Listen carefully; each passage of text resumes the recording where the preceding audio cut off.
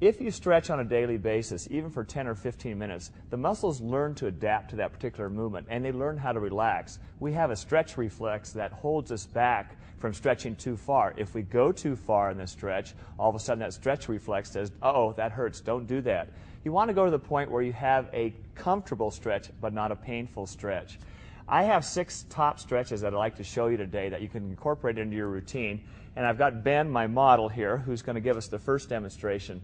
This first one's called a lying leg crossover, and for most of us, we have a lot of tightness all the way through our low back and our hips and our glutes, and this really targets your glute muscles, and there's several different permutations from that particular stretch. So I'm going to have Ben start on his back here and just come into the lying leg crossover. It's in a sit-up position, and I'm just going to have Ben bring his right leg over the top. Now in this first movement, all we're going to do is just elevate his down leg, and that just cues your glutes initially. So what we're feeling right now is that we can feel that glute, and Ben, you can kind of point to the spot where you feel a little bit of tension just right in the glute right there. Now we can add to that load by putting his arm on the inside of his knee and actually pushing away and simultaneously pulling up with this hand. And the idea in doing the stretching is to stretch the muscle in slightly different planes. So we can push away. We can also change the position by bringing the hand around to the outside of the knee and pulling the knee towards the inside of the chest as if a crossover move.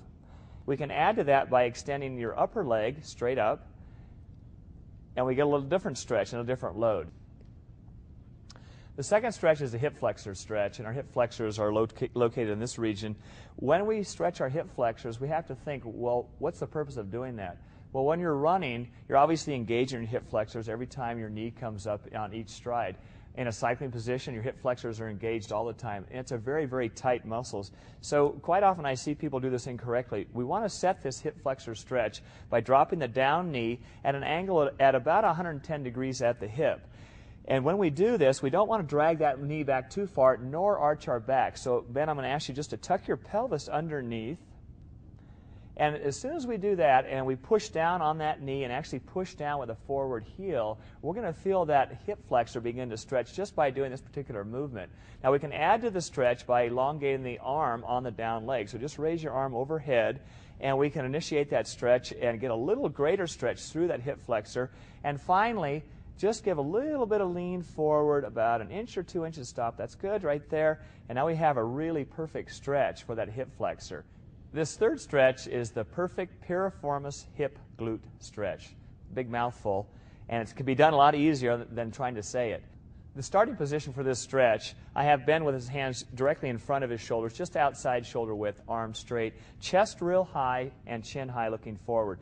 Try not to arch the lower back. The heel actually is right in the crotch, and we're going to move that heel underneath our quad on the opposite leg in just a second. So on the first part of the stretch, you can actually push down on the opposite side as if pushing down with his hips, and you can actually get a little bit of hip flexor stretch to initiate that. The back leg is extended straight out behind with the toes pointed. Now I'm going to have you move your heel underneath your quad, Ben. Now as we do this, I'm going to gradually have him begin to rotate to this outer side to bring his glute down towards the floor. So he's going to slowly rotate towards me. Keep his arms pretty straight as he's doing this. Bring his glute all the way down to the floor. And then just rotate back up 2 or 3 inches. So it's a very slow pulse where you're actually stretching it through that 2 or 3 inch range where you can feel the muscles around your hip and that ball joint of your hip begin to stretch and also relax. This fourth stretch is a partner hamstring stretch. You can also do this by yourself if you have a large towel or a belt by looping it around your heel, and I'll show you how it's done. I've got Mel on the ground here, and Ben's going to stretch her. When we start this stretch, you want to make sure that to take the tension off your low back, you start with a bent knee position. You can gradually extend your down leg, but not to full extension when you're doing this stretch. So we're going to have Mel lift up her right leg, and Ben, I'd like you to grab around her heel cup, and also to put your hand on top of her foot so that her ankle's in a dorsiflex position. Now, when we're in this stretch, ideally we want Mel's leg to be nice and straight, and we can pulse this stretch so we can just ease up just a little bit on it and allow her to come back and then go forward again, and we'll see if we can increase her range of motion. Go ahead and push, Mel. 1, 2, 3, 4, 5, 6. Relax and bend. You see if we can just increase that range, and I can see it fairly well. We've gone to just shy of 90, now to about 110, and you're starting to wiggle a little bit, so we're probably at the point where you can feel a fair amount of discomfort, but it doesn't hurt.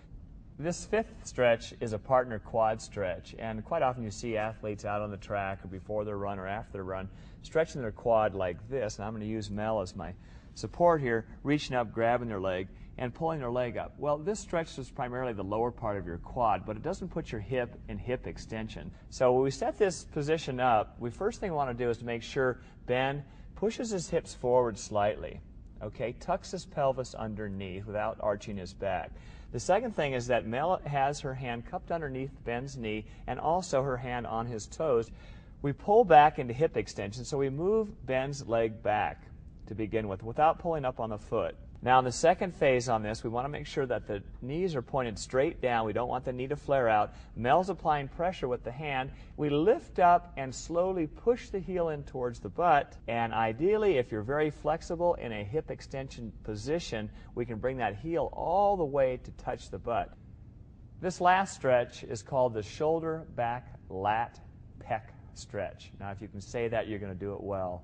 It hits the shoulder muscle, the lats, which are down the side, the pecs, which are in front, and also the back. So it's a partner stretch, and it's a great stretch. You're really going to feel this nicely all the way through those muscles, and it'll give you a nice big stretch through your chest, which will help you particularly on the bike and running and for your freestyle in the water. So Mel, go ahead and just lightly interlace your fingers or overlay them. Put them behind your neck, and you don't want to pull forward on your neck at all. You want to make sure that she's looking forward. Ben, you go ahead and hook up. We're going to go over the top of her arms, around the armpits, and then just have Ben interlace his fingers behind. The first part of the stretch is to pull back gently on her elbows, all right? And go ahead and bend, pull back lightly. And as she's doing this, she's going to begin to feel a stretch through her lats and also her pecs and her shoulders when she's doing this. Now the second part, we can ease up just a little bit, and we're going to put Mel on the rack and just lift straight up now. There we go. And Ben, you can keep coming up. All right. And go ahead and ease up again, but don't let go. Now this last one, we're just going to try to incorporate a slight half twist on this. So we're going to pull up on the left side and let the right side drop down. So go ahead and just twist, and we're pulling up, and we're going to feel it stretch all the way down. In fact, you're going to feel it stretch all the way down to your hip joint, and we'll go to the other side. And again, when we're doing these stretches, ideally if we can do each phase about 90 seconds to 2 minutes and not as quickly as we're running through these. All 6 of these stretches can be incorporated into your routine, either before or after your sessions, or even at night if you have time where you're relaxing. Just to put in these 6 stretches, you're going to find that your range of motion is going to be enhanced and hopefully prevent some injuries down the road.